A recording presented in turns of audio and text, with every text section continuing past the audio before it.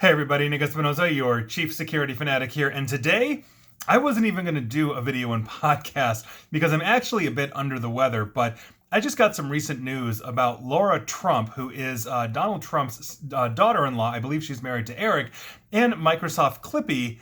And I just had to do this because I think this is a huge problem that we actually have, not Microsoft Clippy or Lara Trump, but we got to talk about this. And before we get to Lara Trump's thoughts, this is essentially why I think this is important, because I think it's important to understand a specific vulnerability of democracy, and that's the prevalence of misinformation and disinformation. Essentially, misinformation and disinformation is given equal footing with factual information, and this helps to essentially blur reality when essentially the appearance of two quote-unquote equal bits of information are put out there. And depending on your filter bubble, the misinformation or disinformation may be reinforced over and over and over to the point where the person not only believes essentially that misinformation to be a fact, but also starts deriding other news reporting networks for not covering that quote-unquote fact, which in turn therefore makes that network part of a conspiracy. Now, I bring this up because Lara Trump's words on this situation will be seen as a quote-unquote fact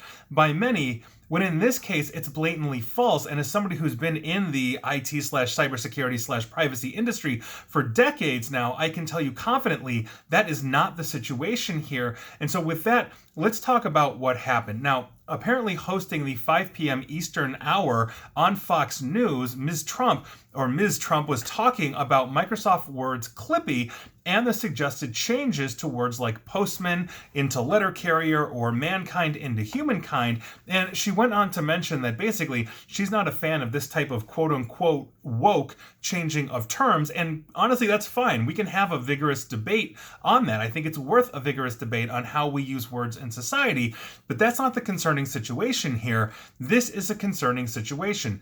I quote Ms. Trump, directly. Someone is reading this and assessing what I'm writing.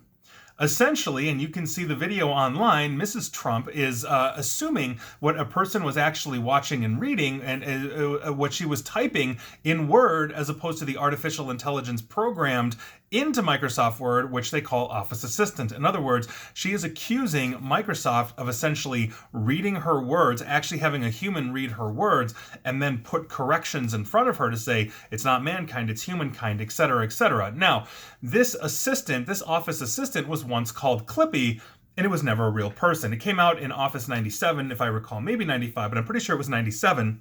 And it was a cute little paperclip, and essentially it understood that as you were attempting to self-format a document, so if I typed in dear so-and-so, comma, hit enter, and started writing, Clippy would pop up and say, hey, I see you're trying to write a letter. Can I help you with that? Or if you're trying to format envelopes, Clippy would pop up and say, hey, it looks like you're trying to format envelopes. Can I do that for you? Those kinds of things. It's designed to make tasks in Microsoft Office much easier, but it's always been a program. Now, according to Mrs. Trump, the quote-unquote Office Assistant is a lot like her new car that basically doesn't require a key and just a push button to start. She said, again, you can watch the video on this, that her car wouldn't start if she didn't jingle the keys around.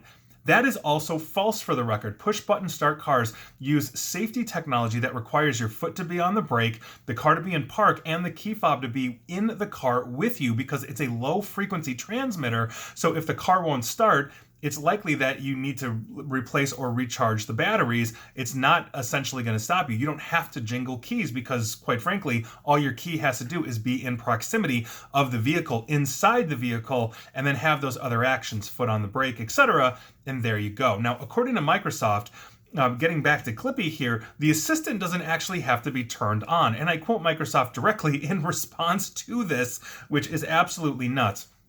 The checker can be turned off and on in a menu called Grammar and Refinement, which lists everything that it checks. Age bias, cultural bias, ethnic slurs, gender bias, gender-neutral pronouns, general specific language, racial bias, sexual orientation bias, and socioeconomic bias. And there you go. That is according to Microsoft, meaning Lara Trump can simply turn off this feature, and it's a feature that we all have. In fact, if I were to go into my Microsoft Office and the Office Assistant was on and I typed in mankind, it would also suggest humankind to me. The amount of time and effort and energy it would take for Microsoft to basically hire an army of people to watch all of us as we are typing things is huge. And I also think it's important outside of this to understand Microsoft's business model, as they essentially get lumped in with Google and Facebook since they're basically the original big tech outfit, but they're actually quite different. Now, if you look at Google and Facebook's model, they are essentially giving you free services in exchange for data mining the ever-living bejesus out of you. So anytime you search anything, essentially your device is tagged thanks to Google's cookies and their tracking information, so it understands as you are searching for things what you are looking for, and therefore will give you advertising to it. Facebook does the same thing. Every time you post on Facebook, hey, I'm looking to buy a new car and I like Ford cars or Subarus or whatever you're into, then Facebook is going to start saying, hey, here's a brand new Subaru whatever, here's a brand new Ford whatever. This is essentially how they make their money. That's why you get to use Google for free. You get free email because they're reading your email. Same with Facebook and Messenger and all the other Facebook products and platforms. But Microsoft started out as a software company and they continue to be that. They historically have required you to pay for their products. Meaning, if I have Microsoft Office, I'm typically not getting it for free for my small business, or if I want to be anything except office.com, I essentially have to pay for that privilege. And so by virtue of that, their model has not been data mining you and essentially violating your privacy. It's not the same as like an Amazon Echo or an Amazon Alexa or Facebook Portal or Google Home. Microsoft is not really in that business, and they have a little bit of that with LinkedIn. That is their social media platform. They were interested in purchasing TikTok when the Trump administration came out, when Donald Trump was president, and basically said TikTok had to stop. But Clippy, in and of itself, is artificial intelligence. And if you look at the permission structures, and cybersecurity professionals have torn apart Microsoft Office for years, looking at these things, looking for vulnerabilities as part of Microsoft's bug bounty. If Clippy was essentially data mining the bejesus out of you, meaning it was recording everything you were doing, not that Microsoft Office, or specifically Microsoft Word or Excel, where you primarily use Clippy, needs access to your microphone and camera, this is just blatantly false. Now, we can have the conversation of should it be mankind or humankind and how words are used in society. Words have always evolved. How we have spoken about specific groups of people based on culture or gender or race or whatever it is, those have evolved over the years. We're not using a lot of the same words now, than we were, 50 years ago. I mean, that's just human progress, if you will. Now, whether you think that progress is good or bad, again, you can debate that. But I want to talk about this here because essentially dispelling this is a huge problem. There are going to be people that are caught up in Mrs. Trump, in Lara Trump's ecosystem, and saying, oh my God, Microsoft Clippy is spying on me. And now we have another conspiracy theory that we have to contend with. So even though I'm not feeling so hot today, I wanted to come out and I wanted to talk about this. Clippy is not data mining you. It is not spying on you.